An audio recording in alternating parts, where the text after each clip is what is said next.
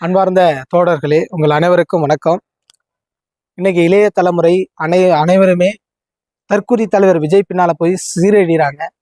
41 பேர் இறந்திருக்காங்க. அந்த கட்சி இன்ன வரைக்கும் பொறுப்பெடுத்துக்கல. ஆனா அதனுடைய தொண்டர்கள் என்ற பேர்ல அவனுடைய ரசிகர்கள் நீங்க மிகப்பெரிய ஆபத்துல சிக்கிறீங்க. ஏன்னா இன்னைக்கு 41 பேர் இறந்ததுக்கு யாரும் நீங்க வருத்தம் தெரிவிக்கல.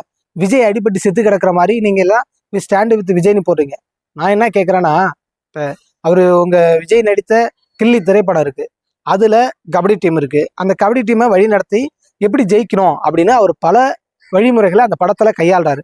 எப்படிலாம் எதிரி அந்தந்த டீமை எவனுக்கு ஒரு வீக்னஸ் இருக்கு, எப்படிலாம் போய் அவனை அடிச்சு வீழ்த்தலாம் அப்படின்னு ஒரு டீம் டிஸ்கஷன் பண்ணி அதை விவாதிச்சு அதுல எப்படி கப் அடிக்கிறது அப்படின்றத அந்த படத்துடைய கதை. அப்ப அந்த படம் முழுக்க அப்படிதான் நடத்தப்பட்டு ஒவ்வொரு மேட்ச்லயும் அப்படிதான்.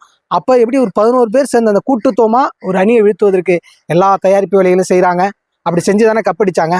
அப்போ அதே போல நீ ஒரு கட்சி வச்சிருக்க, உன்னை நம்பி லட்சக்கணக்கான தொண்டர் இருக்கான். அப்போ அங்க அத்தனை பேர் வருவானா, அவனுக்கு தண்ணி ஏற்பாடு என்ன, சாப்பாடு என்ன, மருந்து மாத்திரை என்ன, அவன் தங்குறதுக்கான வசதி என்ன, அப்போ அவன் நம்ம எத்தனை மணிக்கு போகணும், அப்போ அதுக்கு முன்னாடி அவன் எத்தனை பேர் வருவான், அப்படியான ஏற்பாடை உங்க தலைவர் செஞ்சாரா? கில்லி படத்துல எல்லாத்தையும் ஒரு டீம் ஒர்க்கா பண்ணி தானே ஒரு ஜெயிக்க முடியுது. அப்போ அதே போல களத்துல நடைமுறையில தொண்டர்களுடைய வாழ்க்கையை பற்றி கவலைப்படல.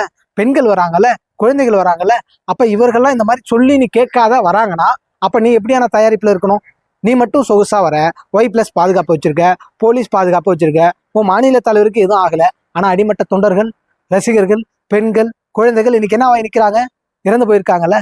அப்ப எவ்வளவு பெரிய ஆபத்து. இந்த ஆபத்தை இந்த இளைஞர்கள் நீங்க விஜய் பின்னால போய் சீரழிய போறீங்களா? கொஞ்சம் தயவு செய்து யோசிச்சு பாருங்க. நீங்கள் அரசியல் படித்து இன்னும் மேல மக்களுக்கான உரிமைக்காக போராட வேண்டிய தேவை இருக்கிறது. தயவு செய்து புரிந்து கொண்டு உங்கள் தளபதி பின்னாலே, தற்கூரி தலைவர் பின்னாலே சென்று உங்களுடைய வாழ்க்கை சீரழிக்காதீர்கள். யோசித்து முடிவெடுங்கள். நன்றி.